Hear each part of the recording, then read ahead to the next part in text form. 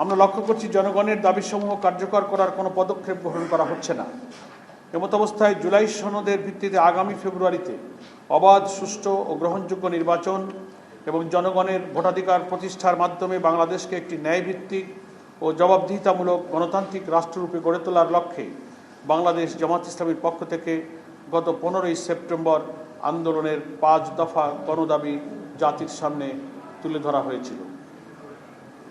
সে দাবিগুলোর মধ্যে যে 5টি দফা ছিল সবই আপনারা জানেন, তবু আমি একটু পুনরায় স্মরণ করছি। পয়লা দফাতে ছিল জুলাই সনদের আইনি ভিত্তি প্রদান করা। দ্বিতীয় ছিল প্রপোর্শনাল রিপ্রেজেন্টেশন বা পিআর পদ্ধতিতে লোয়ার এবং আপার হাউজেই আমরা নির্বাচনের দাবি করেছি। তৃতীয়, লেভেল প্লেইং ফিল্ড, উভয় ক্ষেত্রে সমতা রক্ষা করা।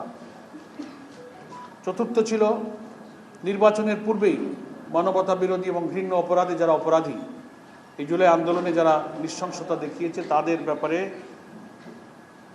বিচারকে দৃশ্যমান করা। 5, জাতীয় পার্টি এবং 14 দল সহ যারা ফ্যাসিবাদের দোসর ছিল তাদের রাজনৈতিক কার্যক্রমকে নিষিদ্ধ করা। এই 5টা দফা দাবি আমরা 15ই সেপ্টেম্বর জাতির সামনে সাংবাদিক সম্মেলনে আমরা তুলে ধরেছিলাম।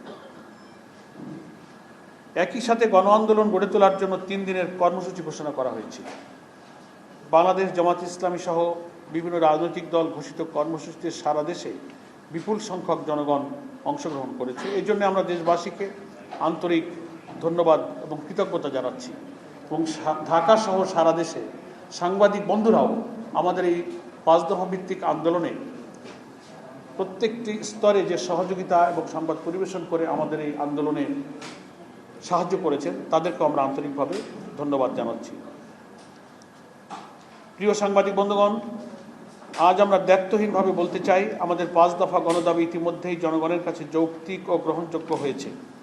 তাই দেশের জনগণ এ দাবির প্রতি ব্যাপক সমর্থন দিয়ে রাজপথে আন্দোলনে সামিল হয়েছে। বর্তমান সরকারের উচিত অবিলম্বে জনগণের 5 দফা মেনে নিয়ে জুলাই জাতীয় সনদের ভিত্তিতে আগামী ফেব্রুয়ারিতে ত্রয়োদশ জাতীয় সংসদ নির্বাচনের আয়োজন করা। সরকার যদি জনগণের যৌক্তিক দাবি উপেক্ষা করে এবং বিদ্যমান সমস্যার দ্রুত সমাধান না করে তাহলে দেশের জনগণ তাদের ন্যায্য দাবি আদায়ের জন্যে রাজপথে আন্দোলন অব্যাহত রাখতে বাধ্য হবে। এ লক্ষ্যে আজ চলমান আন্দোলনকে আরও জোরদার করার জন্য নিম্নোক্ত কর্মসূচি আমরা ঘোষণা করছি। 1, আমাদের এই 5 দফা গণদাবির পক্ষে জনমত গঠনের জন্য আগামীকাল 1 অক্টোবর থেকে 9 অক্টোবর পর্যন্ত সারা দেশে গণসংযোগ কর্মসূচি পালিত হবে।